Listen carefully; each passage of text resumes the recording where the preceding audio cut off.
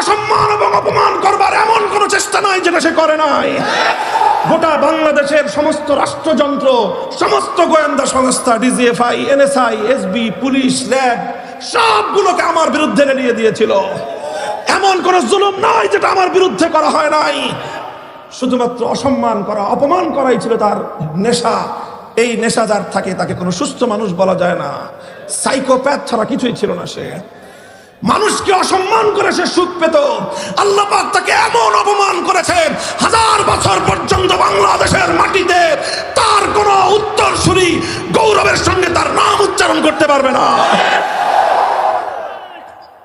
কাজেই আমি যে কথা বলা শুরু করেছিলাম, মানুষকে অসম্মান করার চেষ্টা করেন না। মতের বিরোধ আছে, বিরোধপূর্ণ মতামতের জায়গায় আপনি বিরোধিতা রাখেন। মানুষের অমর্যাদা করলে আল্লাহ পাক সহ্য করেন না। আল্লাহ পাক এমন শাস্তি দিয়েছেন, পৃথিবীর ইতিহাসে সেটা দৃষ্টান্ত হয়ে থাকবে। কথা বলেন ঠিক না বেঠিক? মুহতারাম হাজিরিন, আমি আর কথা লম্বা করতেছি না। আমি যেই জায়গা থেকে আলোচনা শুরু করেছিলাম এই পর্যন্ত এসেছি। আমার মূল কথা ছিল ইনসাফ কায়েম করতে হবে, বৈষম্য দূর করতে হবে। একটা ইনসাফপূর্ণ সমাজ গড়তে হলে আব্রাহাম লিঙ্কনের থিওরি দিয়ে হবে না, কার্ল মার্কস, মাও সেতুং, লেনিনদের সমাজতন্ত্র দিয়ে হবে না। যদি আপনি সমাজ ব্যবস্থায়, রাষ্ট্র ব্যবস্থায়, জাতির জন্য যদি ইনসাফপূর্ণ সমাজ কায়েম করতে চান, আল কোরআনের খেলাফত ব্যবস্থা ছাড়া বিকল্প রাস্তা নাই। মুহতারাম হাজিরিন, অনেক ঘটনা হাদিসের পাতায় পাতায় বর্ণনা পাওয়া যায়। ওয়াযালিকা আউয়ালুল মা ওয়াকারাল ঈমানু ফি কলবি। বড় বড় দাম্ভিক মানুষ, পাষণ্ড হৃদয়ের মানুষ, শুধুমাত্র আল্লাহর কোরআনে কারীমের এক একটা তেলাওয়াত, একটা আয়াতের তেলাওয়াত তার হৃদয়ে গিয়ে আঘাত করেছে।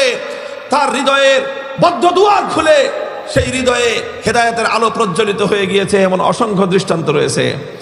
আজও আলহামদুলিল্লাহ কোরআনে কারীমের তেলাওয়াত এমন এক মন্ত্রমুগ্ধের জিনিস।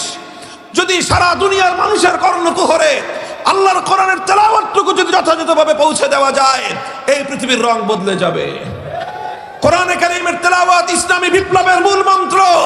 এই তেলাওয়াত ঘরে ঘরে উঞ্জরিত হোক, এই তেলাওয়াত মুসলমানের কণ্ঠে কণ্ঠে উচ্চারিত হোক, এই তেলাওয়াত মুসলমানদের পাড়ায় পাড়ায় আলোড়ন তৈরি করুক।